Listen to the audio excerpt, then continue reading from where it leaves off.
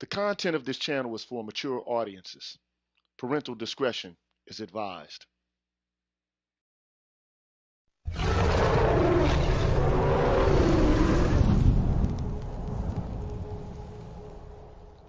You're tuned in to the Green Gorilla channel. Please make sure to like the video, subscribe to the channel, and hit the bell notification button. And please, feel free to share the video. Thank you.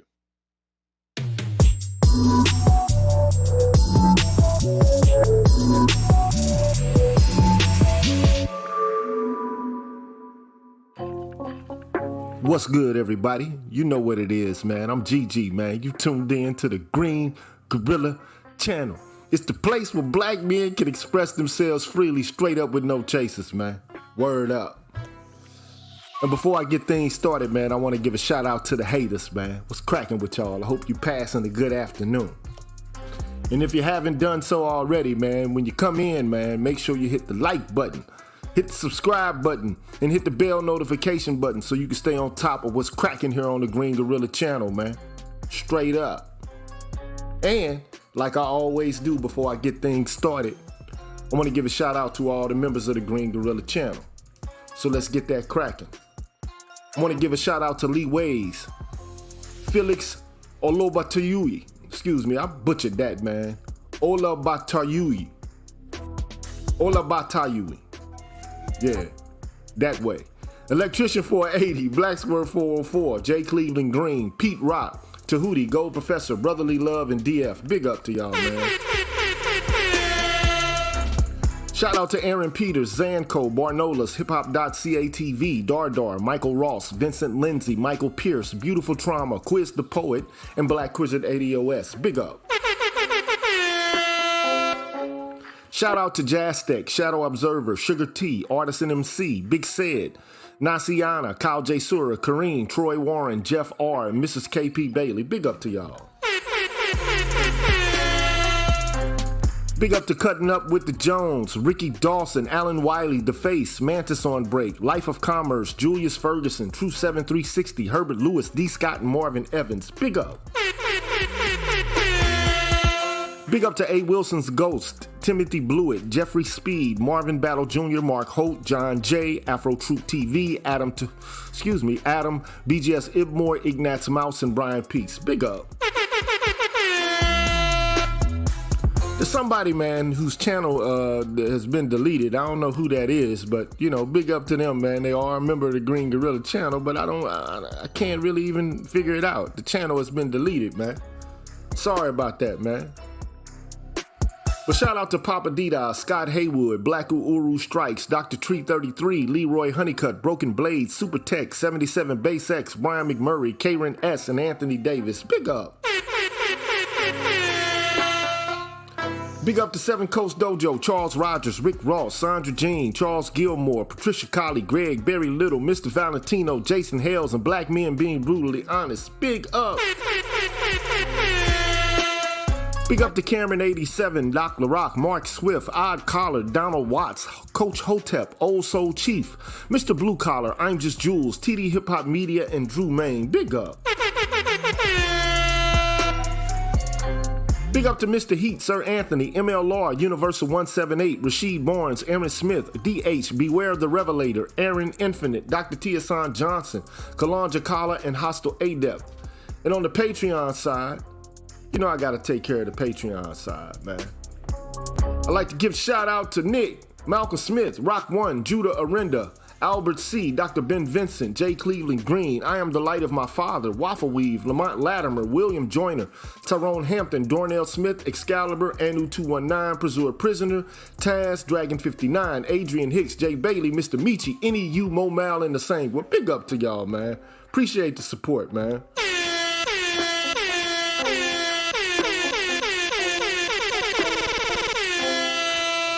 Y'all deserve a round of applause for the cause. Thank you so much for supporting the Green Gorilla channel, man. Really appreciate the help and the support, man. So I'm gonna get right into it. I'm trying to truncate things this evening, man. And I know usually I got like a 5-minute countdown or what have you.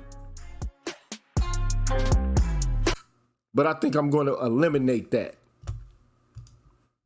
I'm going to eliminate this long countdown timer. If you are cool with that, man, put a 1 in the chat. But if you want to see that long, drawn out 5-minute, countdown timer, man, you put a 0. Say, don't change it. Don't change it. But, I'm like, man, I'm ready to get in and out, man. I'm tired of, all these long, drawn out countdowns. I'm ready to get right to it. You living your best life, ain't trying to go back and forth? Yeah, man. Just trying to, streamline things. Because ain't nobody watching that when they hit the video anyway. They're going to bypass it anyway. Yeah. So Travis says, yeah, get it. Cut that out. Get rid of it. Thank you, Barry Little, man. Appreciate the support, my brother, man. Thank you, man. I'm going to drop a bomb for that, man. Appreciate that, man. Appreciate that. Word up. So, we were having a conversation before things started, man.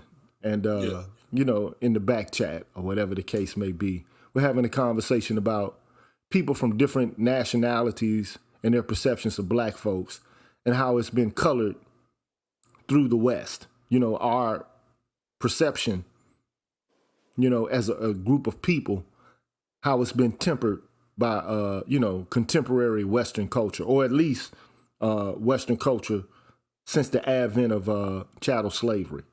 Now, just kind of recap that, because I think it's, I think it's important, man. Oh, it's what I was explaining. Yeah, man. Just go through that again, man, because I think that's relevant. Oh, yeah. So I was out to dinner, and funny enough, like I said, when I was out to dinner, I was out. Pause. Yeah. First of all, tell them what you're out at dinner for and what you're doing in an official capacity. Because, people don't, well, maybe the people here do, but some people who might watch the video at a later time, they might not know who you are and how you maneuver through the world in an official capacity. So let them know. Oh, man. So, again, yeah, man, I retired military officer, and for the most part, I work in business development and sales for different industries, from shipping, fast moving goods and cargo, and trade and different forms of infrastructure development. So I'll say that just to make it, like I said, just to make it simple. And and I was out. I was out at dinner, with the group of friends that I have, and they're all from different Asian countries. So you would have guys from China, Japan, Southwest Asia, which is Arabia, and South Asia, which is India, Indo-Pac subcontinent. And so one of the guys that I was meeting, it was the first time that he was ever meeting me. And so, when he saw my appearance, because to some I'm large in stature. And so when he saw my appearance, he was kind of shocked. And so we began to get in the conversation of, where I'm from, you don't get to see black people often. And, you have the negative things that you see on television. And, and I was talking to them, and I was like, from each of your cultures, you all have, prior to colonialism, you all have your own individual experiences with black people. So if you're from Japan, your greatest samurai, Yasuke, if I'm saying it correctly, was from Africa. And even mentioned by your ancestors, they were so impressed with them, they said to be a good samurai, you have to have an ounce or a drop of black blood. Again, the Chinese have traded, back and forth with the Africans. If you're in Arabia, if you read that Bible, right, they were in and out of Africa. Whenever there was a famine or something that they were running from, they would go to Africa to safety. Matter of fact, the 25th dynasty, Pharaoh Tahaka of Egypt, sent his armies in to defend Israel from Assyria. And then when you get into the Islamic era, the Prophet Muhammad, peace be upon him, sent his people into Ethiopia for safety, not to Europe, not to anywhere else. And so, I'm explaining this, to my different peers. And then, I go to the Chinese guy, and I said, so was it black people that sailed up the Yangtze River and and threw opium out into China and caused all of that trouble. And then for the guys from Arabia, I asked them. I said, was it Sandog and the Tribe Called Quest that signed the Psycho-Pico agreement that cut up the Middle East into different pieces? After the Ottoman Empire and established the state of Israel. And I was like, oh, so it was the black dudes from Linden Projects in East New York, Brooklyn, that went into India and and caused the partition and the divides that now exist in the subcontinent today in order to control trade. And then for the Japanese guy, and I was like, oh, so so it was us that dropped those 3 bombs, over there in Japan, and then the table just went quiet, right? And Oh so for me, man, I know that table was quiet as a yeah, man, the motherfucker, boy. table, yeah, You dropped some bombs on that. yeah, man. So the table, so like I said, so the table just gets quiet, and I'm like, and I'm saying, and I'm like, you have, you know, and I told him the reason why I'm asking him this is because again, for my ethnicity, we're not natural, so I'm not even African in the sense that Africans exist because we were my demographic was formed through chattel slavery. I was bred, I was product, and and I was asking him, I was like, I'm trying to understand how I again, I can't say I understand colonialism inside and out, but what I'm trying to understand is that many of you still have your language, you have your culture, you have your religions and everything intact. And so I'm just wondering how you arrived at the conclusions that you arrived at, because you were never made into chattel, and you have your own relationships. And so I was asking them that, and I said, how is it that I come from a sex farm, but I don't see you through the same eyes the way the Western world sees you, or the propaganda you say that you experience from the Western world, right? And so these were the questions that I asked, right? So I don't look at somebody from the Middle East and run with the narratives that I see on television, right? Because because a lot of people, whether you're from the Middle East or the subcontinent of India, a lot of Americans really don't know the difference. So again, I don't lump you together. I don't think that you're here to take over my university system if you're from Far East Asia. So I'm just saying. So how is it? And that's what I'm trying to say. So how is it that I am, for the most part, I come out of like I said, I come out of this kind of production plant, this manufacturing thing, and you guys, for the most part, were free in your lands. So how is it that we're arriving at these different conclusions? And I'm still waiting for an answer. Oh man, that was the dinner closer right there. There was no more. Y'all didn't eat no more food after that, huh?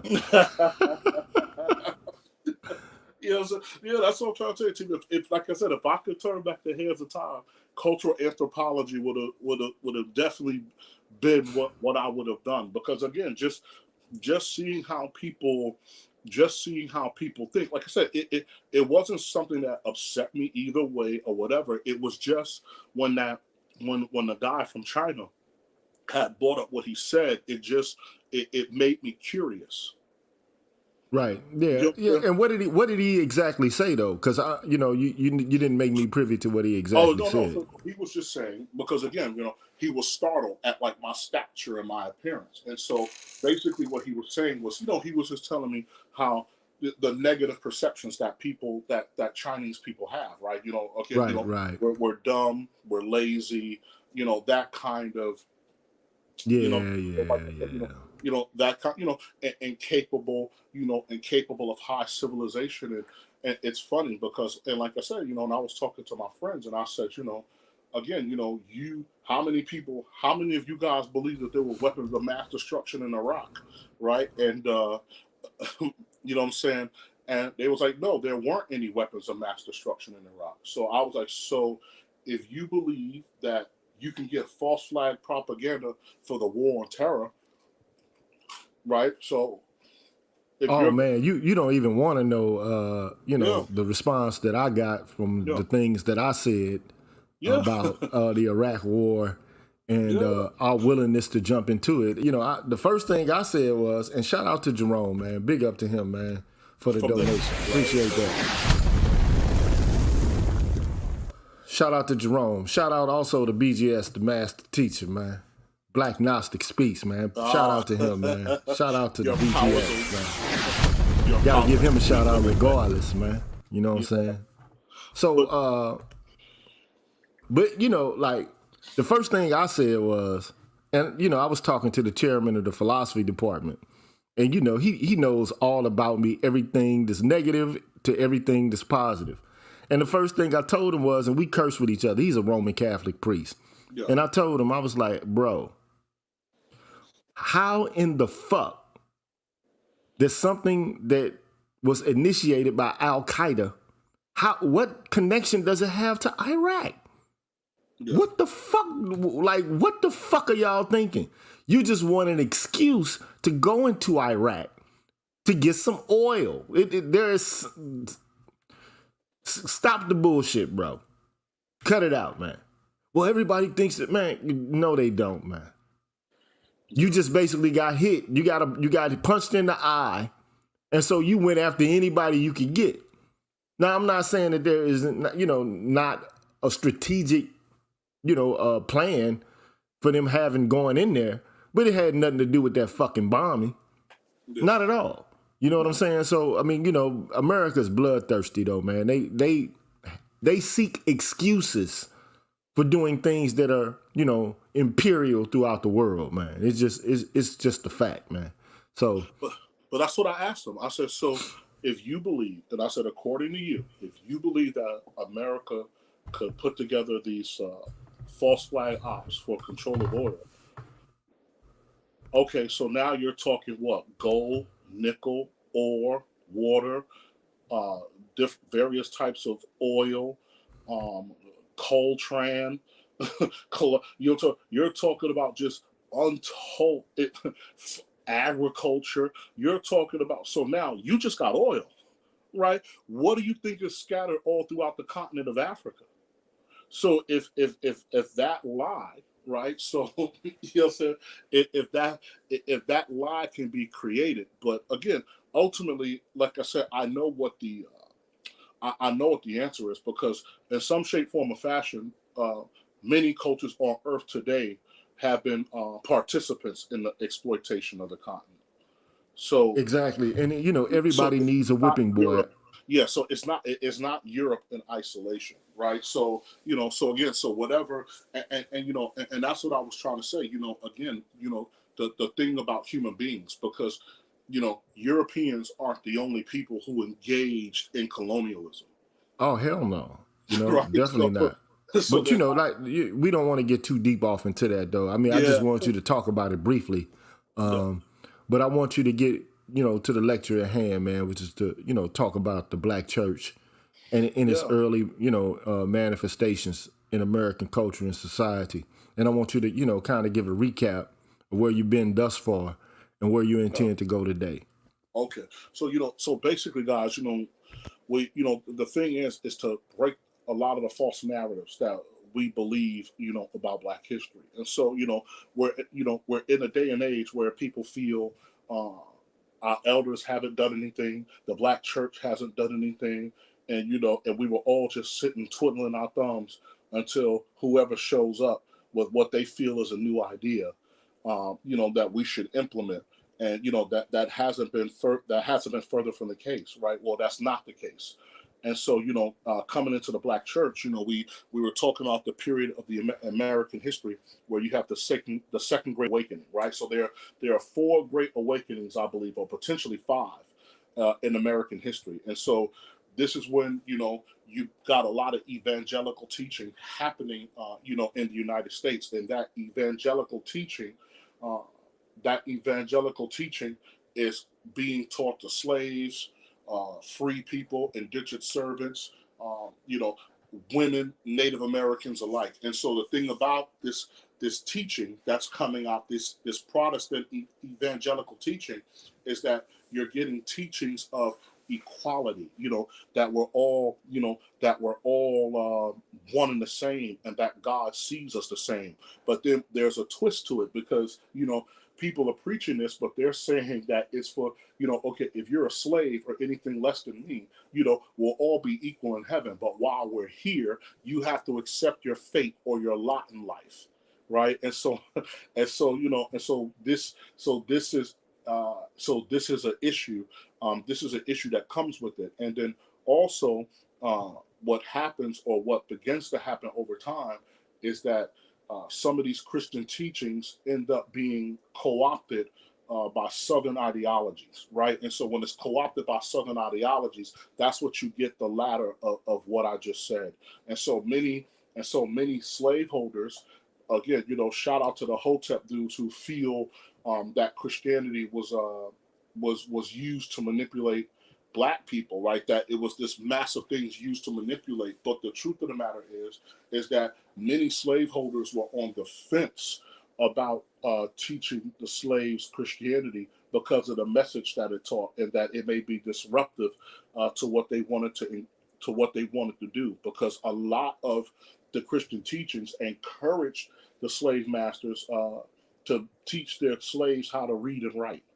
And that's also a bad idea, for someone who's a slaveholder, right? So them learning this doctrine, them reading this doctrine, or even potentially writing it, will give them completely different ideas about their circumstances, right? And so, contrary to popular belief, and to what the slave masters thought, again, a lot of these teachings would inspire slaves to revolt. So it wasn't this thing of, here's Jesus Christ, turn the other cheek, crying a straw little thatch at night. That wasn't the case at all, because it did inspire a lot of people to lead revolution. So, when you talk about, what I was telling you before, like Gabriel Prosa, the blacksmith, who a lot of the people, because back then they still held their African beliefs, right? And so you got Ogun, the god of iron and war, and he took his skill set and made weapons for them to revolt. But unfortunately, he was ratted out,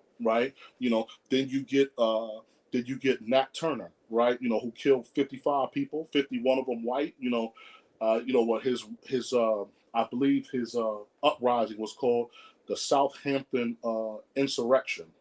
And then you get guys like Denmark Vesey, who came up from Bermuda, right? And then you had this, he becomes a preacher. He has a large congregation, probably I believe the second largest congregation of African Methodists, in the United States, right? And his idea, his idea is to lead a revolt, lead a revolt, free as many slaves as he can, and get on a ship and sail from Charleston to the newly freed Black Republic of Haiti, right? So again, that was his idea. And then you have John Brown, who just so happens to be a white guy, right? Who thought, okay, we're gonna attack the armory at Harper's Ferry.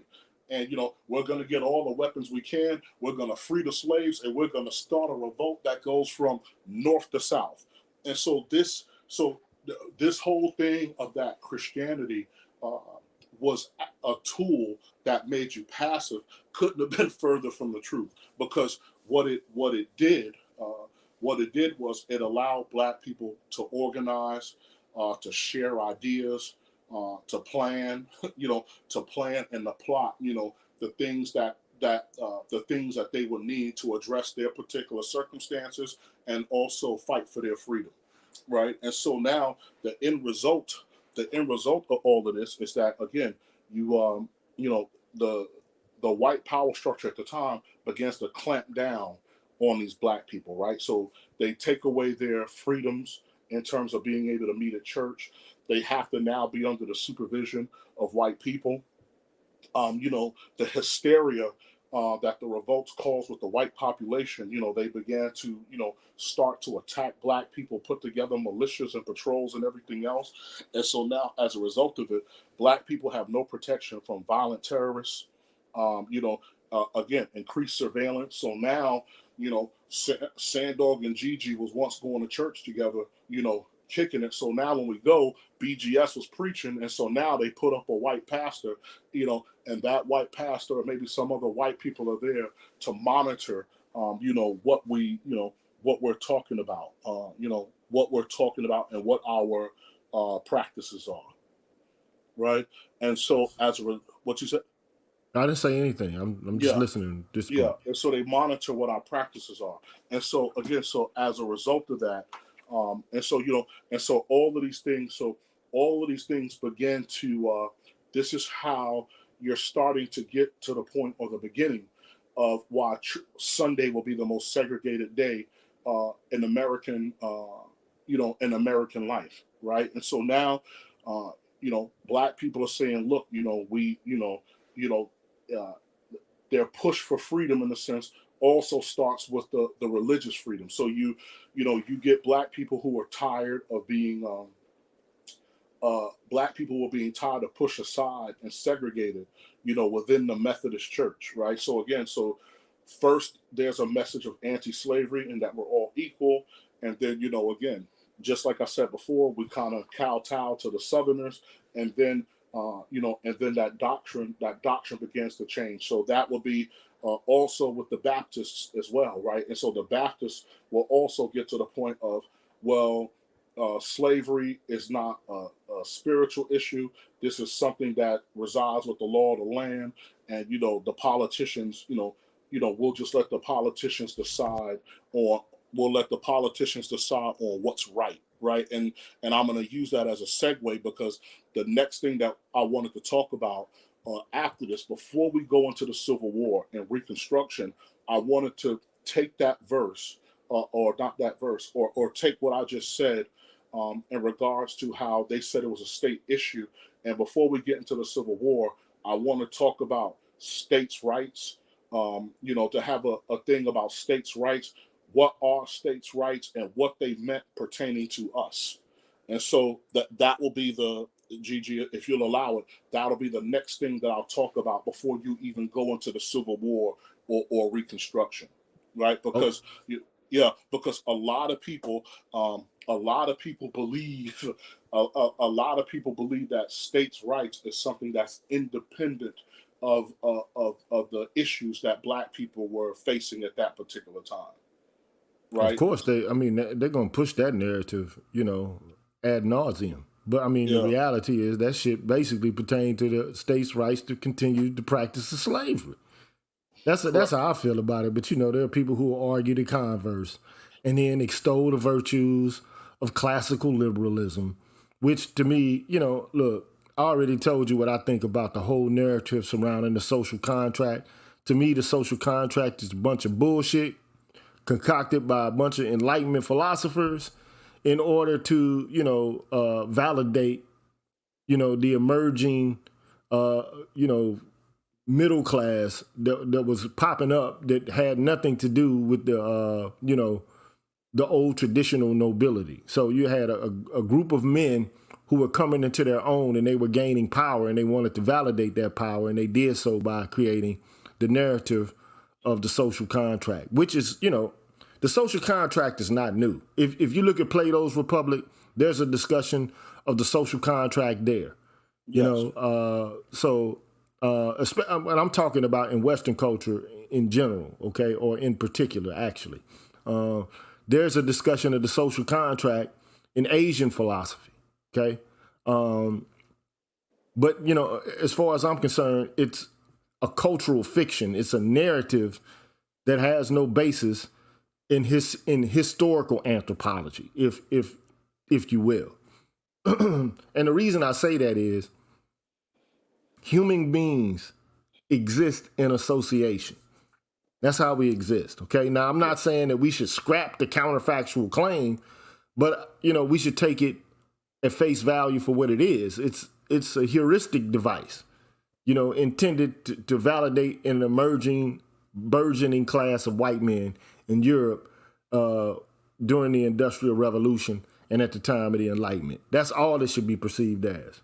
Okay. Now, if you get all caught up in the ideals and the morality and the politics of it all, then you'll begin to, be infatuated with, you know, these guys' ability to devise all of these ideals. But, you know, fuck an ideal. Like what's actually occurring on the ground. That's just how I perceive reality, man. I'm a realist like that. Okay. In pertains as it pertains to politics. But commence with what you're talking about, bro. Yeah. Okay. And so again, so out of this frustration, right? So you would have the African Methodist Episcopal, I'm saying African Methodist, Episcopalians. yeah, Episcopalians, you know, the church that would, you know, again, that would rise out of that, right? And so, you know, again, the African one, because they're tired of the discrimination, right? But again, they're open to all, so it's not just an exclusively black thing, you know. Again, everyone is free to come. You're all equal in the eyes of the Lord, right? You know, and you know, they maintain the Methodist doctrine despite the racism, and you know, the Episcopal. The Episcopal part is the governance of the church, right? So again, I guess what they did was they took things that were kind of similar from the Catholic Church in forms of governance, where you would still have, you know, bishops and some of those other types of positions that you will hold in the Catholic Church, despite the fact that it was a sub branch of Protestantism, right? And so now again, so what makes this? So now again, what makes this particular brand of Christianity dangerous is because remember, Calvinism is based on predestination, predetermination, right? So okay, you know, you're going to be born black, you're going to be a slave. This is your lot in life. You know, do the best that you can, and you'll you'll get to go to heaven. Whereas now, these new branches of these new Christian thoughts are now starting to talk about free will, right? And that, you know, that in a free will, and that in a sense, life is what you make it. And so so now, if you're a slave owner and you have people talking like that, again, it's now a threat to your power structure, and you're going to start to get a divide between the North and the South in terms of how this is practiced, right? And so the AME Church, or the African Methodist Episcopalian Church, will be the first independent Protestant denomination founded by Black people. And so you would have your key figures, which will be Richard Allen, right, who would be the first bishop in 1816, and then you would have another gentleman by the name of Absalom Jones, who's an abolitionist, right, and then he will become the first Black ordained priest, I think, somewhere in 1802. Or this case. And so what people have to understand is that these people at the AME Church, these were free Blacks, right? So a lot of these people were learned men and women. So there was also an auxiliary for women to participate in the church. And then I would say by somewhere around in the early 1900s, you would have approximately half a million members, and the AME church would have expanded not just in the United States, but also throughout the Caribbean. And so one of the things that we have to understand is that these people, being learned men and women, out of this movement comes many things, like your HBCUs, your fraternities, you know, Black hospitals, infrastructure. I mean, it was ground zero for everything. You know, the Black church in and of itself was ground zero for everything that Black people have. Right. My father ain't gonna like this shit. You know what I'm saying? The reason I say this, bro, let me just be frank about this. You know, I ain't gonna, you know, he hates, you know, blind faith. Okay. And he thinks that the church has not really been instrumental in Black people's development. He thinks it's a matter of stagnation for Black folks. You know, the idea that you go to church, you worship Jesus. Jesus tells you, you know, don't push the envelope. You know, kind of, you know, this is taking, you know, the twist that you've been discussing. You know, don't cause too much trouble. You know, give Caesar his taxes. Give Caesar what Caesar is owed, and worry about the world tomorrow. Okay.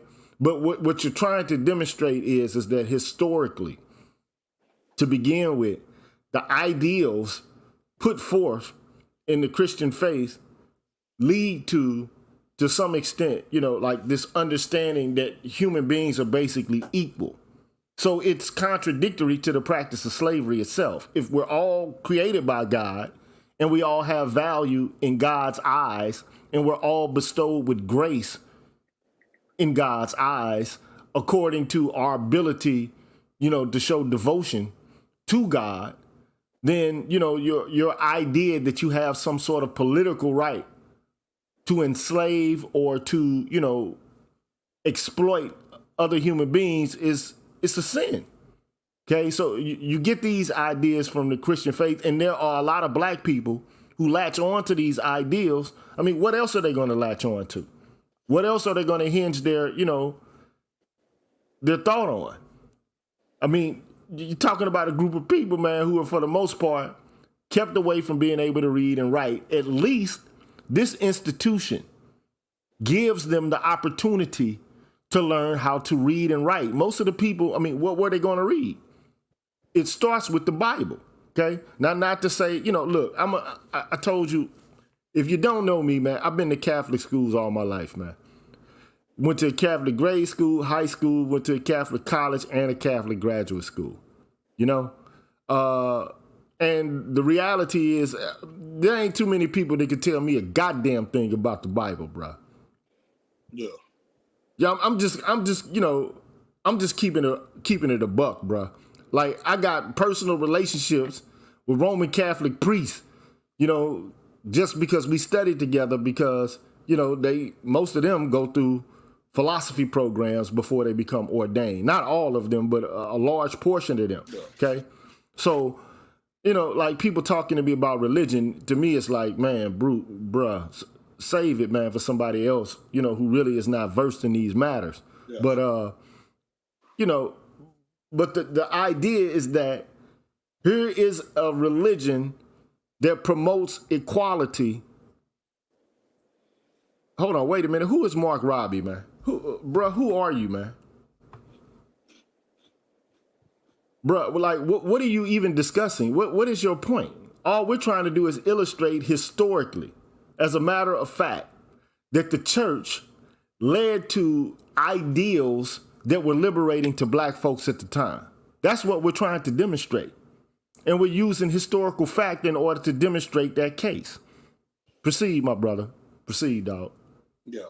And so, again, and it's like I was telling you, so like, so for African Americans, so even a little bit for those who are in the South, because, now, because the Baptist tradition comes during slavery, so they don't have the same mobility that, the blacks in the North would have. And so again, and the AME church, made it out, that philosophy made it out as far as Africa, like I said, as far as Africa itself, right? And so now, you get into the Baptist church, and it's, again, salvation through faith, immersion in water, you're giving your life to Christ, and basically the philosophy of many of the Baptists is that this denomination of Christianity, in a sense, has always existed, even during the time of Christ himself, right? So this is what Jesus was preaching, right? So again, the church has no human founder, no government,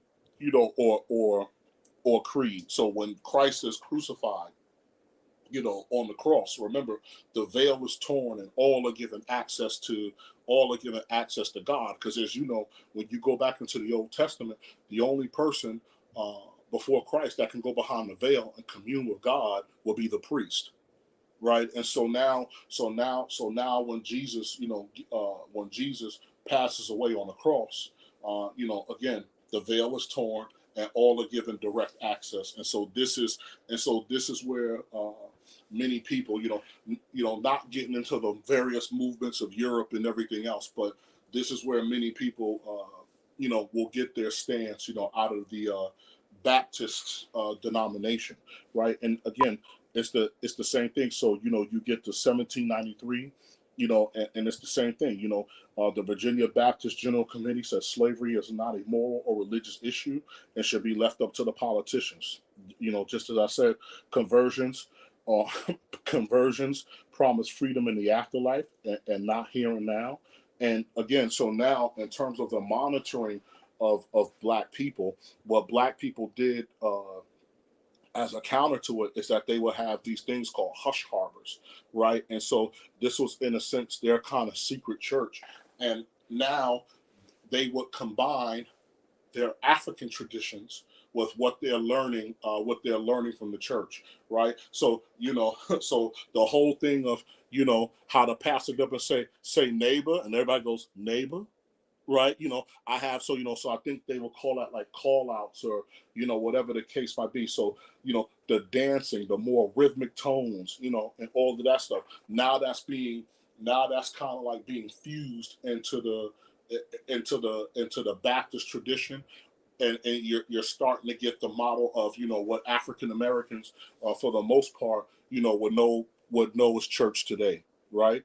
And so they will have the hush harbors, and so so the slaves then will be required to have written permission to join the church. So the church that's above board, you would need written permission from your master to go to the government monitored or the white monitored church, that you were going to, right?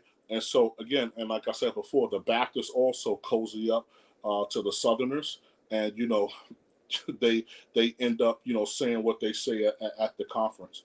And so you'll get a man by the name of Cyrus Pitt, and so he's a white guy. He formed the American Baptist Free Mission Society, right?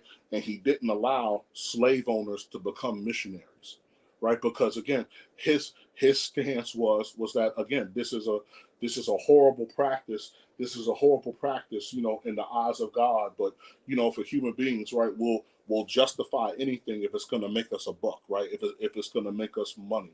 And so his actions cause a further divide between North and South in regards to the application of Protestant ideals and values, within the United States. And then Cyrus Pitt, Grosvenor, will also become the first president of New York Central College. And what makes New York Central College unique, Gigi, is that it's the first college that never had that first college that didn't have segregationist practices, right? So they allow Black people and women to attend this college, and that college also hired Black professors, right? So yeah, I mean, hey, look. First of all, man, I try to tell people that Christianity is a radical religion, but it was co-opted. I mean, to begin with, it was a radical religion, founded, one could argue ideologically by Jesus Christ, okay, who interpreted the Torah or the Jewish tradition radically different than they themselves interpreted it, okay? Yes. So he was a rebel rouser amongst Jews. Facts. And he basically said that this hierarchy and your strict observance of these antiquated laws and religious practices are not in observance of the spirit for which they were written in the first place. So, I mean, everybody, was up in arms about this radical new religion formed by this revolutionary thinker, philosopher to some, Jesus Christ, okay? And the idea was that this guy's a heretic. So, I mean, the Jews, for the basic, for the most part, they basically ratted him out to the Romans, okay? And we already know Rome, man, anybody professing himself to be a god besides the emperor of the empire, there's a problem there. Or to be the son of God, because the emperor is the son of God. Okay? So the reality is that it was radical from the outset, okay? And, it's just this obscure cult, okay, that eventually, gained legs, particularly with the Emperor Constantine. We talking about what year, man? The 300 AD, bruh? Yeah.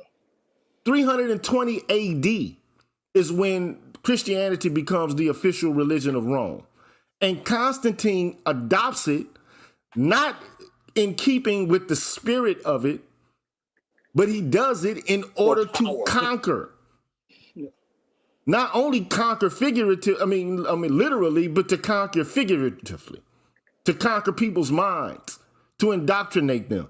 So we already know, man, you know, the Roman Catholics, they set up this ecclesiastical political organization run by the Pope, okay, which, you know, Martin Luther, not Martin Luther King Jr., but Martin Luther eventually protested. He basically said, this shit is corrupt. This is not keeping in the spirit of what the whole tradition is supposed to be about to begin with. You selling indulgences. You're basically giving a motherfucker a get out of jail free card, get out of hell free card. You can sin if you pay me some money. Okay? So, I mean, there were a whole bunch of things that Martin Luther was protesting, but one could argue, in and of itself, his protestation on religious grounds was political. Okay? It was a political challenge to and look, the Roman Catholic Church doesn't have any great power now. Okay? It does have, you know, some sort of power to some extent, some sort of moral power, right? But it had real political power up until the point that, you know, the divine right of kings and the Enlightenment era came into the fore. Okay? So, I mean, the reality is that Christianity has been radical since its inception.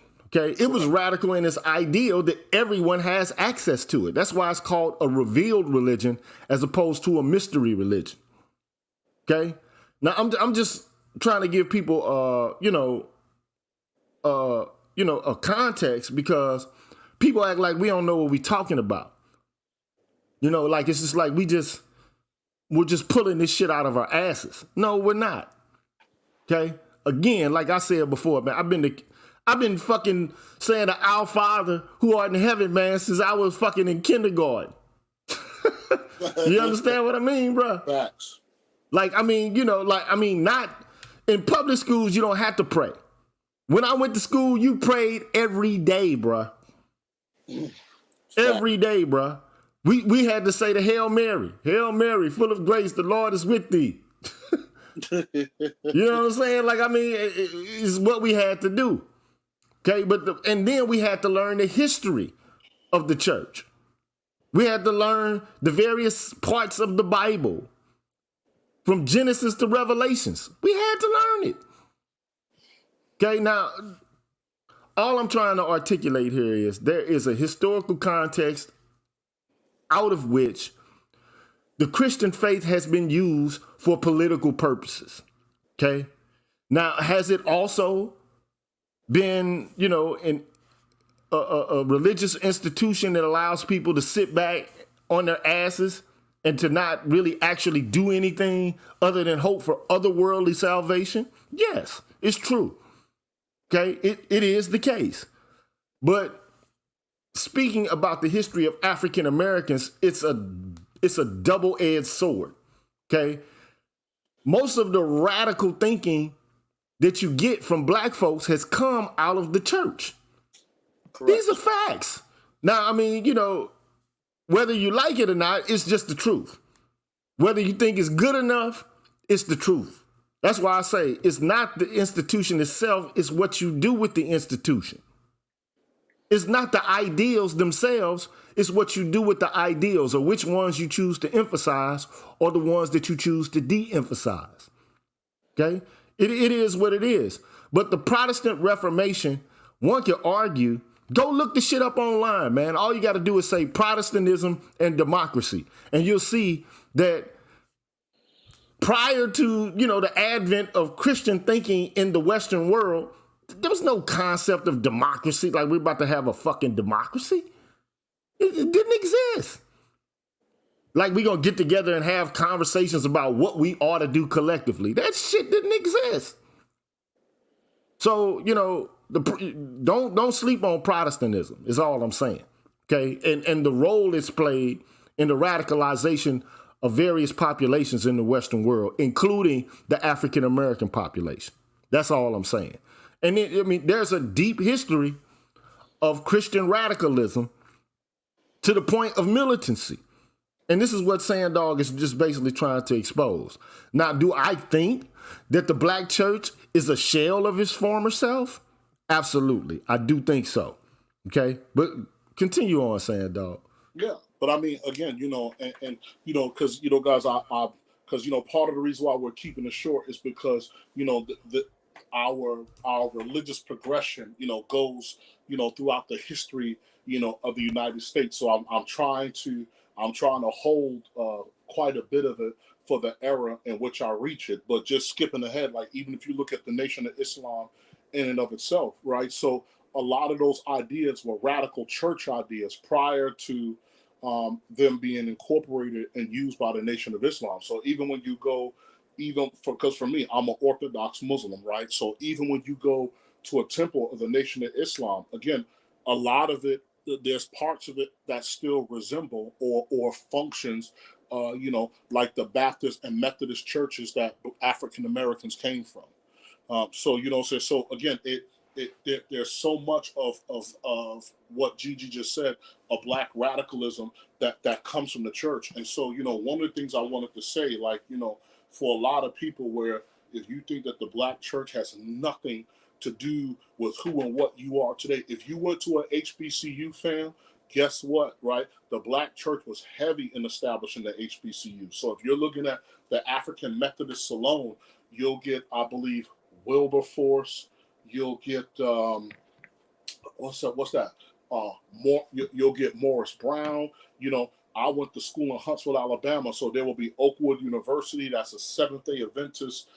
That's a Seventh-day Adventist school. My own university, Alabama A&M University. William Hooper County was a slave, bought his own freedom. He was also a pastor. And he established what was called the Normal College for Negroes, right, where we could go to school and learn trades and everything else, and later that will become, Alabama A&M University. Even for those of us who exist within, the Masonry or other orders such as Omega Psi Phi Incorporated, what I'm saying? A lot of those people are people who came out of the church.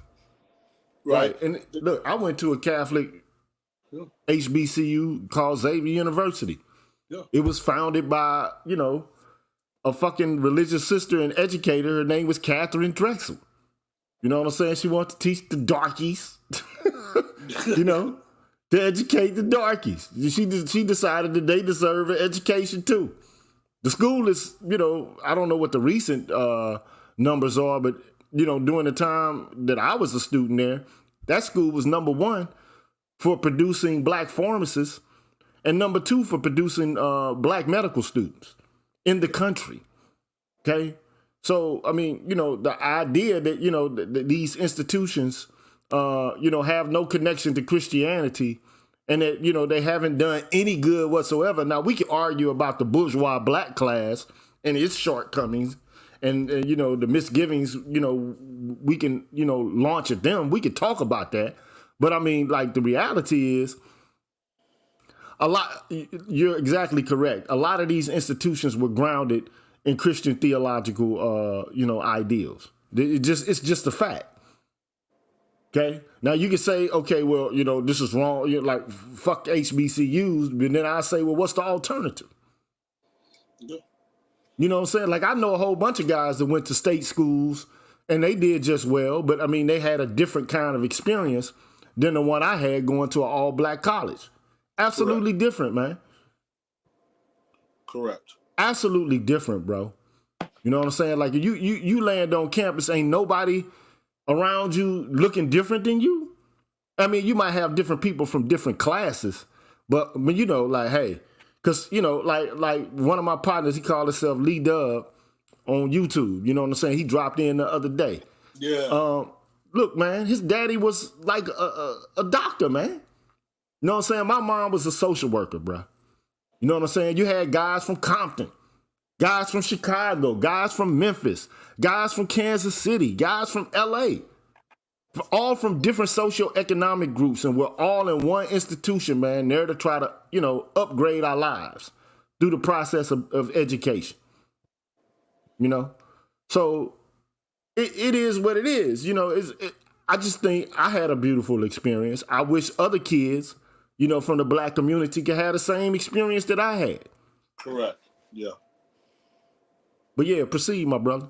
Yeah, man. So again, so this is what I wanted to, guys, because like I said, there's so much more, but it fits into other periods of history. So again, the church again would resurface in the Civil War, Reconstruction, the Civil Rights Movement, and also, and like I said, and also into the modern era. So all of this in a sense will be revisited, right? But I just wanted to, I wanted to stop by, just for now, just to let you guys know that again, we're not cursed, we're not stupid, right? It's not that nothing that we do work. So you're talking about I'm trying to show you how uh, a lot of the state that we live in called America has been animated uh, by this practice of racism, and pretty much sad and most unfortunately, it was all lies built.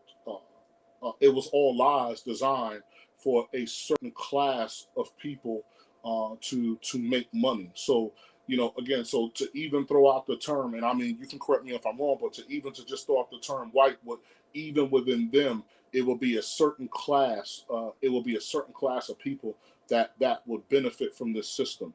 And so you have to know. So when you look at everything I told you, all the way from John Punch, up until now, how entrenched this is in American culture.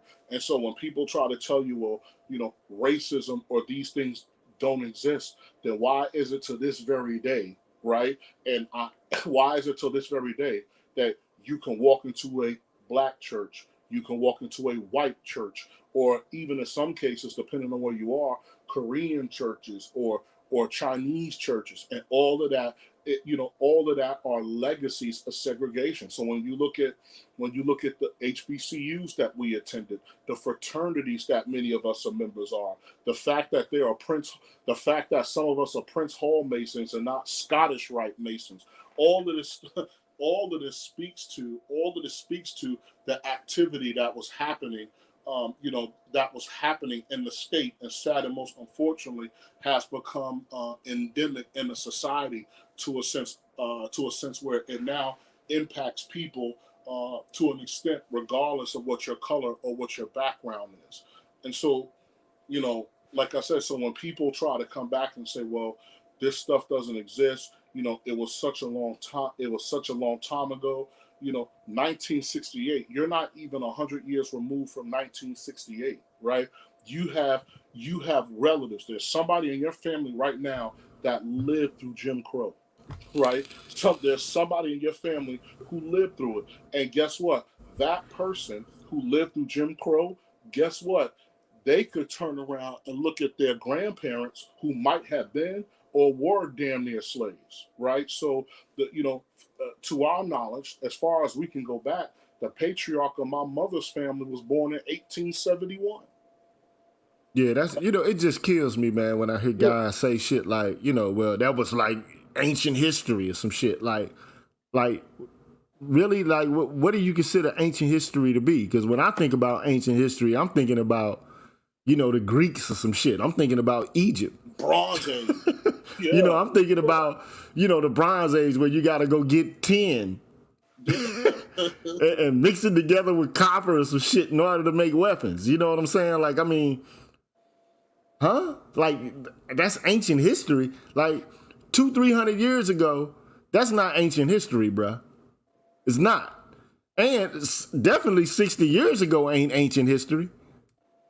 Yeah. It fucking kills me. So you mean to tell me we're 2 or 3 generations removed from Jim Crow, but that's just some bullshit excuse that niggas make who can't hack it.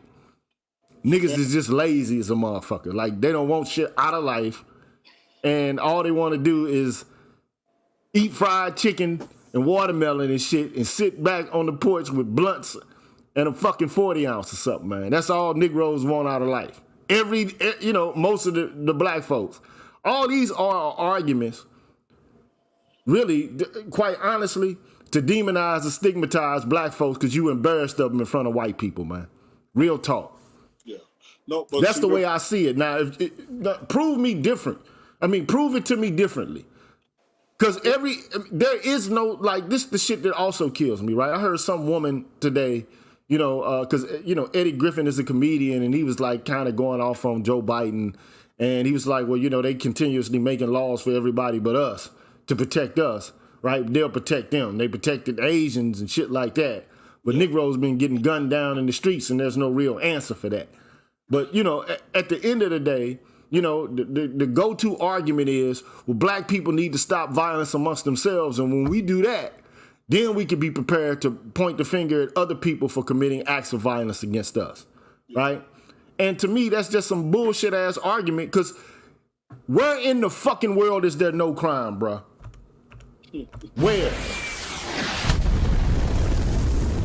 I want any nigga from any fucking space in the goddamn world to tell me where there is no fucking crime at all.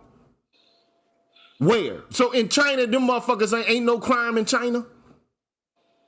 Ain't no crime in Japan. Ain't no crime in Switzerland or the Netherlands. Ain't no fucking crime nowhere. Ain't no crime going on in trailer parks. None of that shit. It's only in our place. And we can't say shit about nobody else and the shit they do to us until all crime is eliminated from our fucking community. It's all purged. Everybody's a fucking saint. That's bullshit, bro. But Gigi, even Australia and other parts of the world were what? They were prison colonies, right? They were penal. Like I said, there were penal colonies, like, prisoners that, criminals that Europe no longer wanted there, right? That they expelled from their societies. And so they sent them out, they sent them out in various places across the globe. And that's the whole point of this discussion, right? It's just, again, it's just kind of like a brief glance over, because a lot of people, where this comes from, Gigi, it goes back to what BG has said, right? We don't educate our own people. You don't educate your own children. So therefore, this history, or people doing, they're not knowledgeable of it, right? So but you know what? Yeah. They're not knowledgeable, because most of these guys, look, man, BGS did hella shows on this shit about how black folks been educated in America and how it basically bears a resemblance to the Prussian school system. The information is there. Half the information that you want to know about damn near anything is on YouTube. It's just a matter of how you interpret the shit. Correct. You know what I'm saying? Now, if it is the case that all you want to do is denounce and deride Negroes and to big yourself up like you're larger than life because you better than the average Negro, that ain't really saying shit. Not to me. Correct. I'm just... what is that supposed to say to me? Like, I'm a superlative Negro. I'm a better type of Negro. I'm a new and improved Negro. Like, what the fuck? Like, what is that supposed to mean? Yeah. I'm just like, I get tired of hearing this shit, because to me it's actually stupid as fuck when I hear it. It just sounds dumb as hell. Now, I mean, look, there's no community that's without crime. And a lot of the crime in the black community is created by our environmental factors that don't have any, anything to do with that's under our control, man. For real. Like, I mean, you take a bunch of Negroes, you take a group of a population of anybody, admire them in fucking squalor, like in the projects and shit. Come on, bruh. Again. You put a whole bunch of people in public housing, you don't keep the public housing up. You don't make sure that they have good educations and outlets, and recreation and ways to develop skills and talents. What the fuck do you think is gonna happen? You remove the fathers from the homes. This is a constellation of problems. Yeah. It ain't just one factor. Busting. But that's why I play chess, Sand Dog. You know what I'm saying? And I study end moves. And, like, I ain't the best chess player, but at least I know it's a whole bunch of shit going on simultaneously. A lot of people like to zone in on one factor. And then they got the keys to the game. Like they can tell you exactly how shit's supposed to go. But half of these niggas ain't read but 2 or 3 books. Yeah. You know, and it pisses me off, man, because I'm tired of hearing like but that's why they're trying to reshape history now, right? So from what I've heard, like in an American, you know, you have many American school systems, right, that are trying to say that we were immigrants, right? You know that the majority of us were immigrants, or they're trying to, you know, change the narrative of what happened, you know, of what happened in the past. And so, bruh, I showed you the other day, man. Yeah. I showed you a picture of what's the name of that dude? His the Indian Indian education and indoctrination, right? Hold on, I'm looking this shit up now because I want to show the people what happened. How boarding schools tried to kill the Indian culture. And they were successful in doing it to some degree. Let me show you this shit. Okay, so let me share the screen. Chrome tab. Boarding schools tried to kill the Indian. Bam. Do you see that? Can you see that? Yeah. Okay, so and I showed you these images the last time we got off, right? You remember me showing you this, right? So this dude right here, this is a cat named Tom Torlino, right? This is what he looks like before he's educated in the European school. This is what he looked like, okay? This is what he looks like after that. Okay? Now, these people had a culture goes back for fucking centuries, millennia even. He goes from this to this. Now, the question is,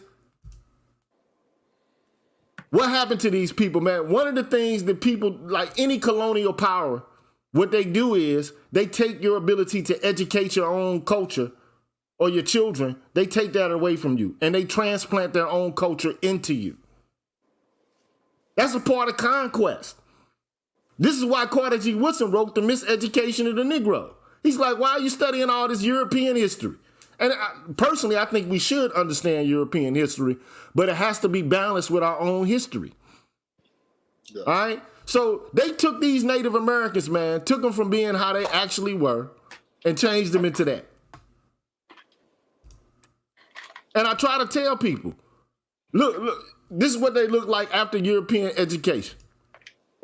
And guess who's at the helm of it all? I'm trying to make it bigger, but it got smaller.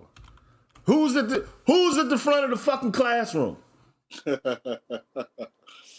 mean, you can see it right here. Who's at the center of the fucking classroom? Karen. Who's at the center of it?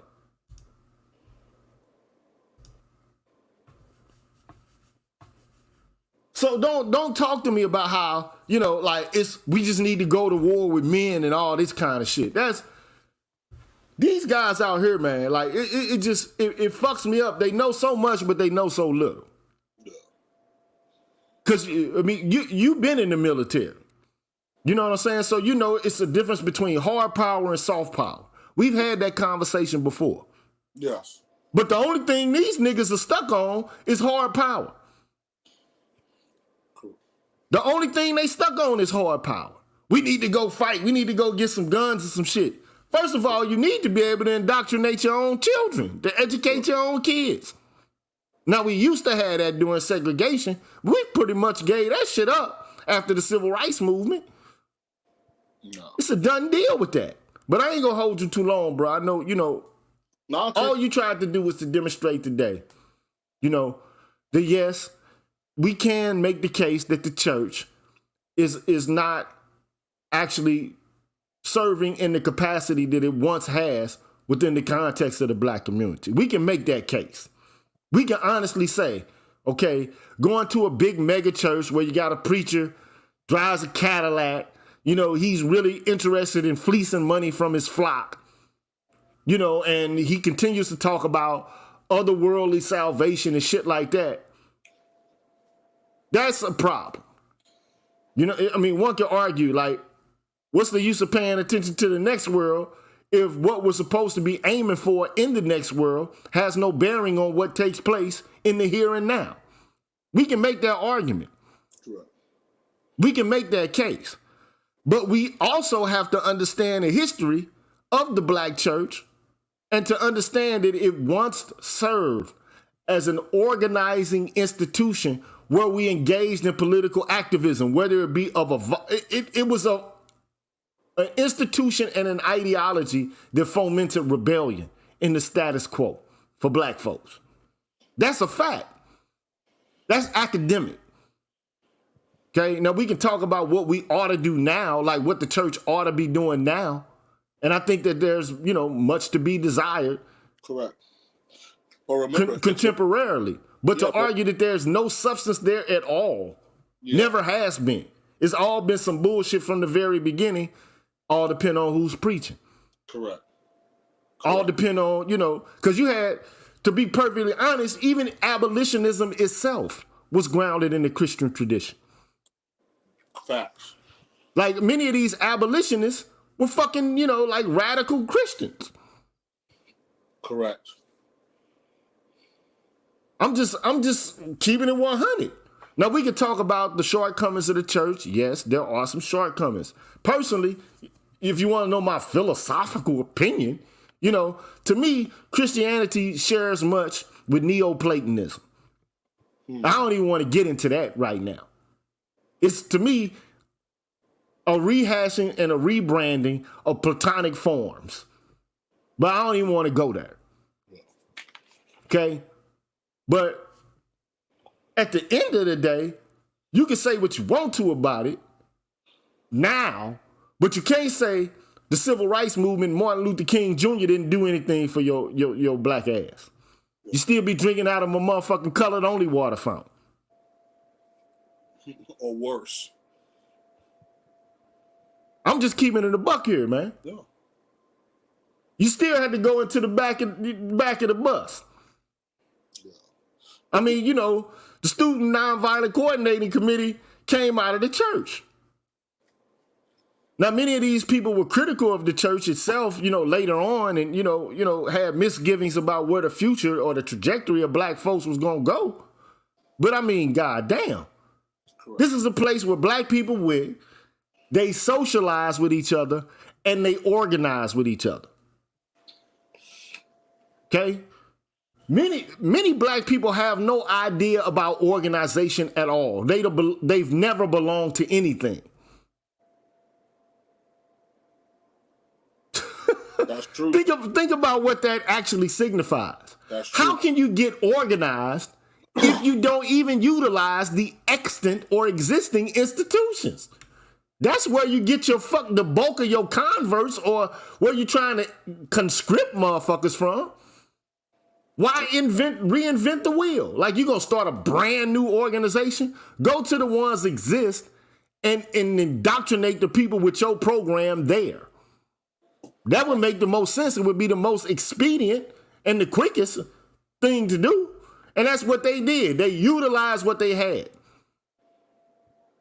This is the only place they could congregate. But what I would say, Gigi, from Sandal's perspective, it's not the church that's lacking, right? Because remember, any institution will be representative of its demographic. That's all I'm saying. So maybe too, the church being a shell of itself will also probably reflect the fact that, us as a people, for African Americans, right, our value systems began to change, right? So, because remember, the church is still made up of individuals. So, when you get into, a lot. My bad. Sorry about that. Yeah. So, because you got to remember, right, post civil rights, you'll get a handful of us or more of us that are making certain types of, economic and financial gains than previously done. So, like I said, so the church itself now may also be a reflection of what the African American community, nation, or whatever you want to call us, have come to value. Yeah, precisely. It's like, you know, the institution is only as strong as its members. Yes. That's like we got a saying in our fraternity, you know, eight versus 80. Yeah. You know, 8 being, you know, thoroughly immersed in true Omega spirit, a far greater access than 80 with lukewarm enthusiasm. Facts. Do our duty that is best and leave it to the Lord the rest. The rest. So the whole point is, you know, that you can the institution can exist. What are you gonna do with it? Yeah. Or you just gonna say fuck it? You know what I'm saying? Like, I mean, but the reality is that the church no longer attracts people. Yeah. But or you know it attracts a certain kind of person. You know what I'm saying? Or a certain kind of individual. Yeah. And it's a lot of pathology there. Like, as far as I'm concerned, look, I'll be the first to admit. Yeah. But Gigi, before you get too far, I want to highlight something in the chat. Did you notice how when Gigi brought up that saying from the fraternity, how he brought it up and I was able to finish it? When you talk about institution, building teams, shared experiences, common, you know what I'm saying, common goals, right? So within Black America, you know, where do we have that cohesion?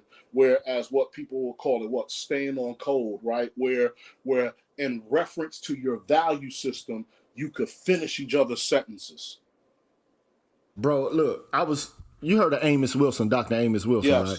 Yeah. So I was listening to one of his lectures the other day. It just popped up on my feed on YouTube. You know what I'm saying? It, you know, the suggested or recommended type joints. So, you know, he was talking about Black people and intelligence. And, you know, like today, typically, if you want to measure somebody's intelligence or a group of people's intelligence, you just take, you know, the individual performances of the persons who belong to the population and you compile them together and then you analyze the data. Okay? Yeah. But you got to think, bruh. Think about this. Dr. Wilson basically said intelligence is goal-oriented. Intelligence is indicative of your ability to solve problems, to set goals, and to work towards the goals. Okay? That's how you demonstrate intelligence. Okay? Okay, my keys are locked out of my car. How do I get back in my car? I'm lost somewhere. I don't know how to get around. How do I get there? Okay? I find myself in a sticky situation. I'm in quicksand. How do I get out of it? Okay? Now, what Dr. Wilson basically said is, you can't demonstrate intelligence if there's no goal related to a problem that you have. And it's unfortunate, Black folks don't have any institutions where we deliberate about what we're supposed to be doing. So think about it, right? Even now, right? So think about, like, if you take me, you, Art Nastal, for example, right? Why is it that we will never talk greasy to each other in this space? Because what happens between the three of us, there's not 6 degrees of separation. There's 1 degree of separation. So here's the thing. So again, you know, I could be some random dude that gets in the chat that talks crazy. And that's what I'm saying. The value of institution and how it forms community, right? So if I came up here, you know, jumping out of my skin, dog, I am one person. I am one person away from you, and before you know it, you got my phone number, my address, and everything else in Street Fighter style. UAE, right? You're at my doorstep, like, yo, let's go. Right there, there's that. You know what I'm saying? Like, you know, when you have that institution or that community, because so think about it. So again, there's a code of ethics that we have, and then also there are systems and mechanisms in place between the three of us where we can hold each other accountable. Precisely. And not to say that a lot of fuckery doesn't take place in the context of our organization or any other. Yeah. You know, I'm going to put the visor on that one, okay? Yeah. But the reality is, at least we have an organization. And the only thing I can say is this, you know, about Black people in organization, that a church was an open-ended, inclusive organization. Anybody can go to church. Yeah. I've yet to see a Black person turned away from being able to go inside any damn church. Yeah. You can't come in here. Now, you can't act a fool in here, maybe, perhaps, but you can come in here, okay? Now, you know, one thing that black folks, we don't have institutions that we're dedicated to and that we see value in. And then you wonder why there is no collective goal setting amongst us. Why we can't stay on code. There is no code. We were forced into a code during segregation. Correct.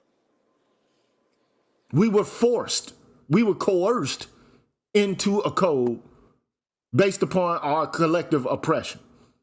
Now, not to say that the oppression has just, like the idea that every semblance of oppression that existed in the United States towards our demographic or our population, like it's just thoroughly gone now.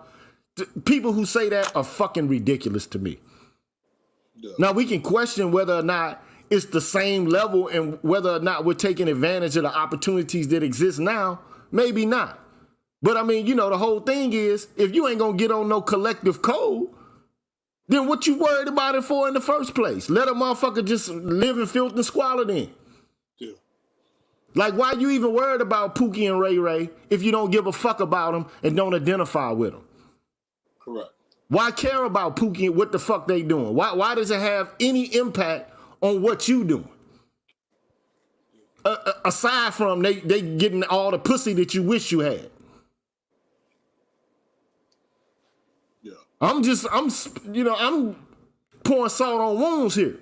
Because there's a lot of guys in the space that got a whole bunch of Pookie and Ray Ray talking about how they fucking the community up. It's your community, you say, or otherwise you saying fuck it. It's dead. Okay, if it's dead, then go about your business then. That's like Sodom and Gomorrah. If you left the community, what the fuck you looking back at it for? Facts. My whole thing is, if it's fucked up and you don't want to have shit to do with it, let it go and go ahead and be an honorary white motherfucker like the other motherfucking Hotep say. Just go ahead and do what you gotta do. Be you. Go ahead and hook yourself up. Fact. But I mean, all I see is a whole bunch of motherfucking hate and shit going on. I don't like these type niggas. Okay, well. What can you do about them? Yeah. So, I mean, all these young boys doing is, to be quite honest, young boys always gonna hang in packs, man. They're always gonna do it. It's just a natural phenomenon. Now, the question is whether they're gonna be guided. A lot of these guys say they don't want to have shit to do with these young niggas because they ain't give birth to them. Yeah. Okay, you don't want to play a daddy role to some nigga. You really actually being spiteful to these bitches. Excuse my language or whatever the case may be, but you being spiteful, like fuck anything that might help that bitch. That's what you got. A lot of niggas got in their mind. Yeah. So my thing is, look, dude, it's up to the dudes in the community to protect the community. If you in the motherfucking abyss, you got to find a way to redirect their energy. Can I tell you something real quick? Go ahead. Just to tell you something. So, to your point, and I know this is a little bit off topic, but what I would want to share with black men in the space, and to what Gigi is saying, and you're talking about leadership. So I had a tank platoon. A tank platoon is 16 people in total. So I had 15 soldiers, 4 tanks worth $20 million, right? Then I had a scout platoon. I had 8 Bradleys, $64 million, and I think about 42 soldiers, right? Then after that, I had another platoon, 64 soldiers, and then I was second in command of 228. With all of that being said, leadership is an act of service, right? So when you talk about subordinates, or if you're talking about being a leader of a family and what you're saying about women, your subordinates will mess up all the time. And it will be up to you as the leader to clean that mess. So when Private Joe Snuffy got hooked on drugs, guess what? Lieutenant Sandog, Captain Sandog, I was in that room. I was in that room with them, with the NCO, on how is he going to get off of drugs. When Private so-and-so couldn't pay his bills, guess what? The people he were in debt to will call me. Hey, are you Captain Sandog? Yes, I am. Well, so-and-so hasn't paid his car note in 3 months. And then there we are at Brigade Finance, helping him sort out his finances, to the point that if one of my soldiers were to pass out from dehydration or heat exhaustion, I will be relieved of my command. So the thing is that when you are a leader, you are in service to your subordinates. And when they F up, guess what's part of being a leader, right? You You fuck have to up. go, You just as fucked yeah, up as they are. you have to go and clean up their mess. that that that that is the crap part about being a leader. So when your subordinates shit the bed, you you have to clean up their mess. So when Private so and so got hooked on cocaine, right? So again, we take drug tests in the army, right? So you got the piss test, and we tell them the guys, hey man, if any of you guys are on anything, whatever, tell us now so that way we can manage it. And then they'll pee, and then they'll pop up hot for whatever the case might be. And all of a sudden, I'm in the office right with Joe Snuffy, like, so Captain Sandog, Lieutenant Sandog, you tell me why. And here I am answering for another man's actions because I was responsible for every facet of his life. My job was to ensure that he was ready for combat when the nation needed him, right? So down, like I said, down everything down to them paying their bills, their dental care up to date, going to the range, everything I was responsible for, right? So to the point where when we were out in training, I would have to watch them pee. And if somebody's pee was brown, hey, you sit down under that shaded tree and you sip this cool water until we tell you to get up. Again, that's what it was. So again, not to make women into children and everything else, but what I'm saying is that if you are a leader, cleaning up the mess of your subordinates, if you want to lead women and they're subordinate to you, right? Cleaning up the mess of your subordinates is a part of the job. Well, look, all I can say is, it's a lot that can go wrong with men today dealing with women on an interpersonal level. So, I'm always reticent to tell guys that, they have to take up a duty that they might not be prepared to take up. But the reality of the situation is this, bro. Yeah. It's a lot that brothers could be doing right now, but they ain't doing a damn thing, but just enjoying, idle time. Like, we are idle people, man. Yeah. I mean, but most Americans are idle, you know what I'm saying? Because we have circus and bread. You know, I mean, I like football. I like the NBA, you know what I'm saying? I like MLB, but we have our distractions. Yeah. And it's designed that way. The way this culture is organized, I've done videos on this. I can't keep repeating the same shit over and over again, but we've bought into American culture to such an extent that we don't have a culture of our own, even though we have a unique political situation of our own here. I'm just, it's the real deal. Like, it's like, we have a unique situationality in this country, man. Now, we can choose to act on what we know are the problems, or we can say, okay, because that's what intelligence is. If you know it's a problem, then you got to act on it in order to try to remove yourself from the problem. Correct. That's what to me, that's what the usefulness of a space like this is. Even if it doesn't actually manifest in anything amongst us in particular, it might be a spark to get somebody sometime down the line to do something. You know what I'm saying? Like, to make a radical imposition to the status quo to where something can begin to happen. But I mean, there are a lot of forces that are trying to keep us disorganized and keep us in disarray. But the reality is, like, if it's all about you and doing what's best for you, then go and do it. Correct. Like, I mean, like, just go and do you. Why even worry about any of this shit? You should just be somewhere trying to grind and get what the fuck is best for you out of the way. Yeah. Like, why even have these conversations? To me, it's useless. If you don't give a fuck about the next brother or the next sister, or whatever the case may be, if you really authentically and truly don't give a fuck, then why are you constantly having conversations about it? What's the point? The point is you actually give a fuck about it. You just butthurt about it. You understand what I'm saying? And it turned into a long, drawn-out motherfucking bitch session about it. Yeah. That's just the reality of the situation, man. No, guys are, impacted and they're hurt by this shit.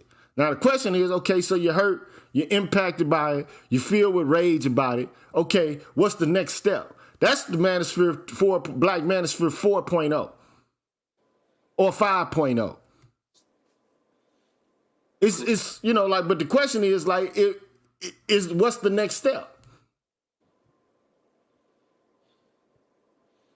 Yeah. You know what I'm saying? I mean, like, so much information going around. What's the next step? Yeah. And, I've been, trying to push guys in that direction, but, some dudes, man, they just want to bitch, complain, especially about these fucking bitches, man. Like, I share the sentiment with a lot of these guys because I know how treacherous the waters are out here. Just think about it. Like recently, I just listened to, clips from YouTube, like they got the shorts now. So you can listen to snippets of what, various discussions are. And I really don't like to talk about people's discussions because in the grand scheme of things, I don't think they really matter that much. But just listening to the shit, like if I'm a young dude now, man, and I'm hearing a chick basically call in, like to say, for example, the recent phenomenon, the man's deceased, Kevin Samuels. You're listening to that shit. And all you're hearing is a woman ask for what the fuck she can get. I want a man with, and I want. Well, what does he want? Me. Well, why would he want you? Cause I'm special. That shit ain't gonna cut the mustard. So I understand why guys are frustrated with this bullshit. Yeah. Cause the snatch, quite honestly, outside of the context of some ephemeral pleasure, what does it actually mean? Yeah. I mean, bro, look, look, man, I told you the other day, man, I used to be the DJ, man. I could just be scratching and mixing and shit, and I can get some ass that night. These are the facts. Yeah. As a kid in college. So I ain't, being able to have access to sex, that's a whole different, whatever it is. I'm sorry for guys who don't have the ability to have that, sorry. But this is deeper than game, man. Deeper than, your ability to have access to fall in love or to, develop some sort of relationship with a chick that's sexual. But I would be reticent too. If all you got is, I want a man with this and this and this and this and this, and a nigga that's like this and this and this. Yeah. Well, what you bring to the table? I am the table. Like, man, get out of here with that bullshit. And the problem is, and I'm going to end this up, I'm going to wrap this up, and then you can tell them what you're going to talk about next time. But here's the deal. The only goal I hear most people talking about is individual goal setting related to their careers or their own individual finances. That's it. Yeah. And not to say that you should neglect that. That's not what I'm saying. But that's all there is. That's all that they have. So if a woman wants to date you primarily because you are able to give her access to a life of conspicuous consumption, like that's all she wants,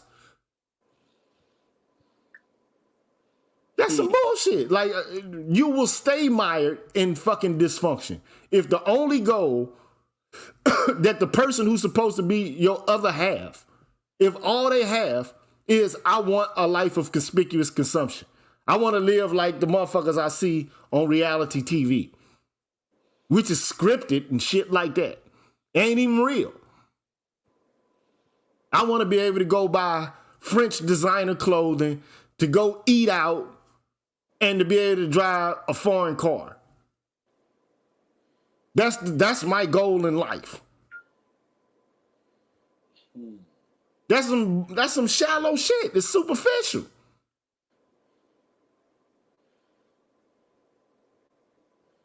So, you know, it is what it is, man. I'm like, I get what Rael is saying and Shonda is saying about what's the pivot? What's next, man? I mean, the issues can still be discussed, but god damn. It's like, what's next? Well, again, you would have to examine again cultural shifts, right? So this is, this is the thing. So everything that you're discussed are, for the most part, is the Western approach to things, right? But then there are other approaches, like so, an Eastern approach to marriage. For example, one of my friends, he was just chilling, right, in Afghanistan. His mother called him one day. He's having shisha and tea with his friends, and his mother says, "Congratulations." He said, "For what?" He said, "You're getting married. I proposed to your cousin on your behalf, and she said yes." Right? Another one of my homeboys from Pakistan, he turned 25. And his father said, "Enough of the games. It's time for you to get married," right? And like I said, he got married. So on the side of the world where I live, it's still a thing of, it's not like it's the Disney concepts where we meet at 16 and we're carried by butterflies from high school to the grave. That's not how it works. This is a thing of, marriage in many cases, not many, but a marriage in a few cases is still about, duty and obligation and what the needs and the goals of the family are. And so Precisely. I think Precisely. so what would have to happen in the Western world is that people in the Western world, you would need that infusion of that culture where things could where you could balance that out. So maybe if certain groups of Americans, especially those of South Asian or West Asian descent, if those cultures were to, let's say, have more of an influence like on the American landscape, it might be something that people will buy into, but you would have to split it down the middle, because the way that Americans have been built to perceive love and life and success and everything else, it's all very it could all be very superficial if you're operating on just that extreme. So you would have to have that understanding. So even then, like when you hear people talk about, well, a woman with a degree, as long as she's pretty, it doesn't matter. But it does matter if your family is your enterprise. So if I built up a family business, if I built up a family business, and my son, the girl that my son is bringing into the family is a corporate lawyer, or my other son is bringing a girl into the family who's a partner level accountant for Price Waterhouse and Coopers. That does mean something, because my family has a place for those women. It has something for them to do. So if your family, which is supposed to be an institution, so if you're operating off of just love and being whisked away from the cradle to the grave, that's one thing. But if your family is an actual institution, who you bring into it and and what they could contribute does matter. Yeah, I think it was some brother who was trying to get on, but he got kicked out. Yeah. If he no, that was me. I got kicked out. I kicked Yeah, myself so out. yeah, so But look, at the end of the day, it's a lot of dysfunction going on, amongst us. yeah, And it starts with our interpersonal interactions with each other. But there's no collective, there's no goal beyond the individual family unit. Like, this is what the black nationalists pointed out a long time ago. They were like, look, if you got a nation, it starts with the family. If you can't get that shit straight, there is no collective identity. There's nothing. Now, unfortunately, there are a lot of forces that have worked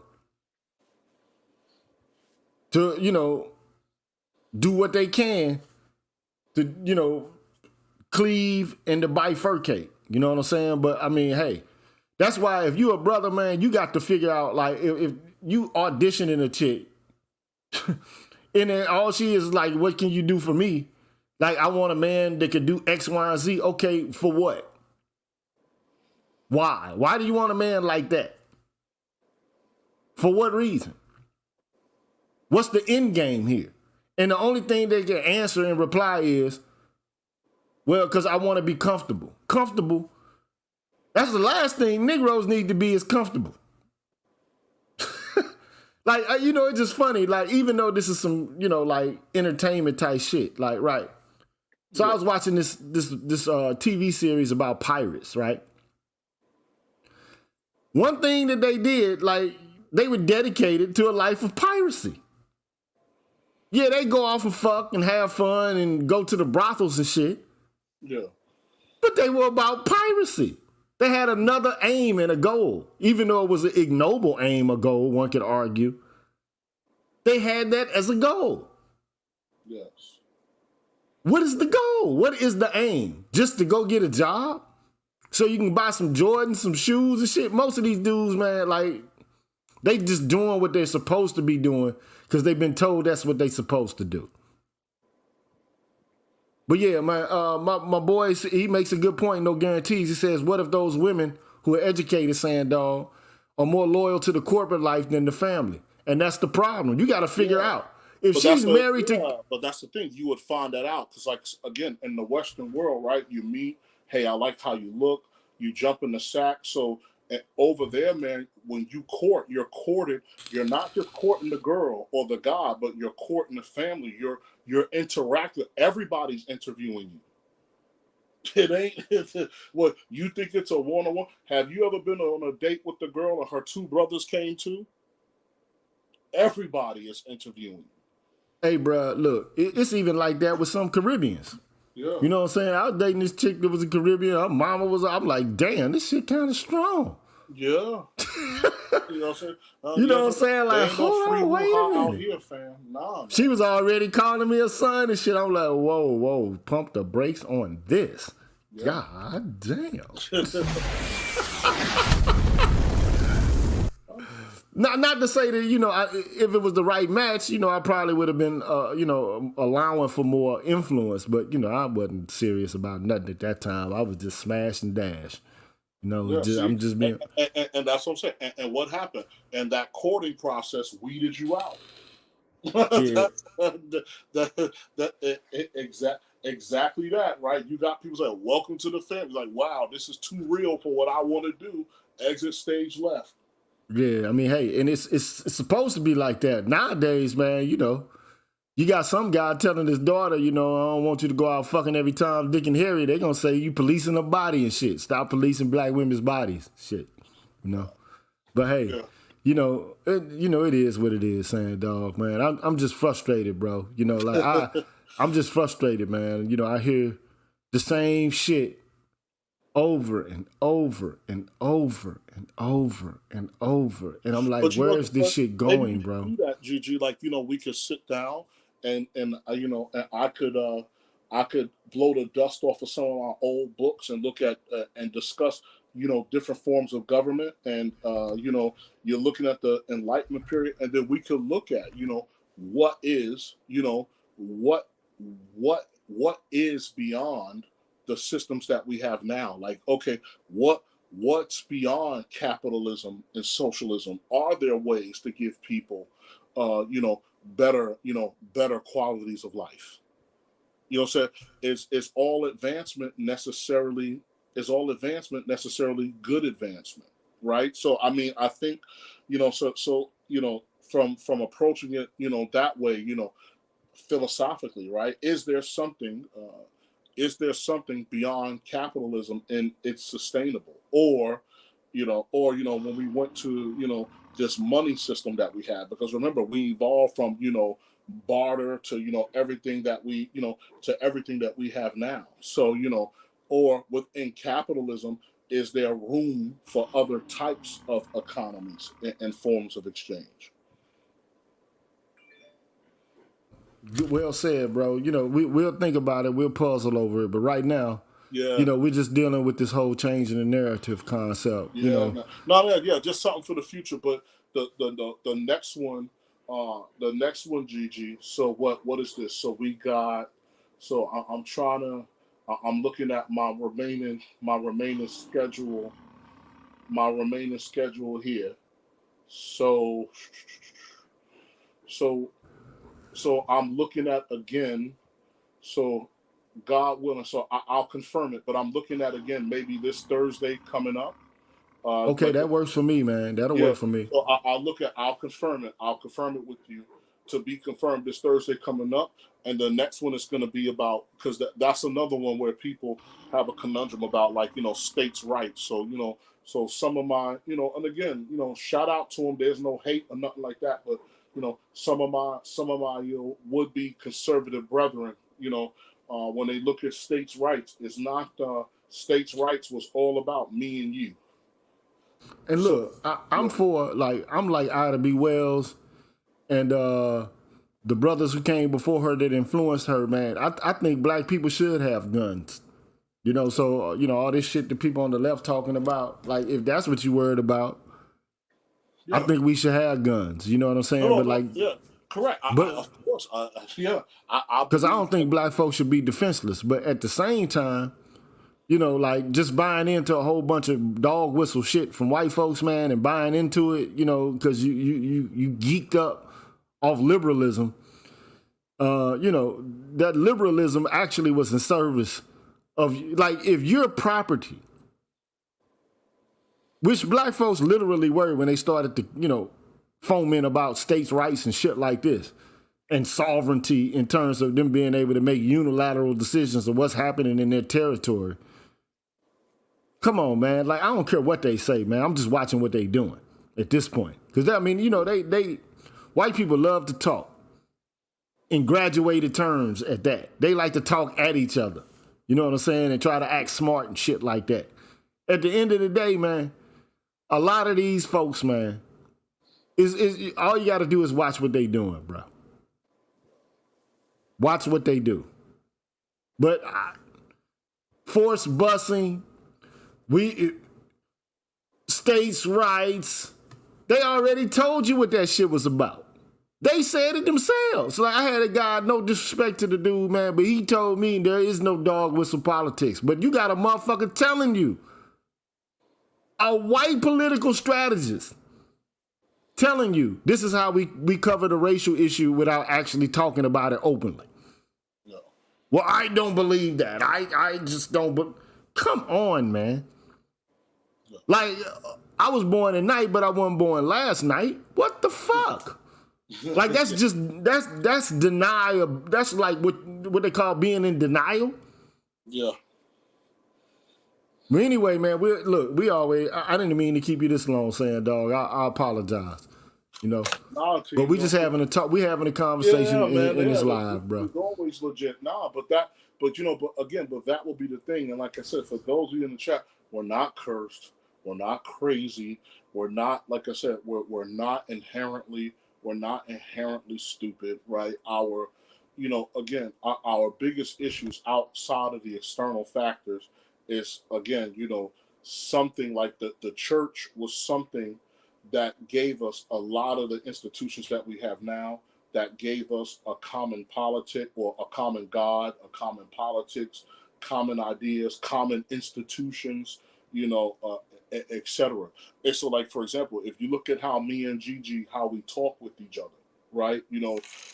We're fortunate enough to have an experience and share a same institution or fraternity where there's a level of trust that exists within one another. And so what happens is, since there's so many of us who don't have that experience, right? That level, that level of trust or comfort with your fellow man may be a harder commodity to get outside of these certain types of experiences. And it goes back to a question that Gigi had asked me way back in the beginning when we first met, is how do we give everybody a common bonding experience, that will bring them together, that no matter where they go, there's at least some level or layer of foundational trust between them. And so, God willing, in all our discussions and everything, trying to figure it out, we'll get that answer. Well, hey, man, I think a lot of the groundwork was already laid out by the brothers, man, like Dr. Amos Wilson and them cats, man. They, they laid out a lot of info, man, and we just refused to revisit it or to even peruse it. They looked at these dilemmas and these problems, and they developed what they consider to be a path to move out of it. But, it's just like we just fucking refuse to do it, man. But anyway, man, that's my pops calling me, man. I'm about to get to him. All right, man. Much love, dog. Root to the bros, man. I'm going to holler at you on the next one, man. All peace right, out to all y'all out there. Yeah, peace to the chat. All right, peace to y'all, man. Peace out there. Pops, what's going on, man?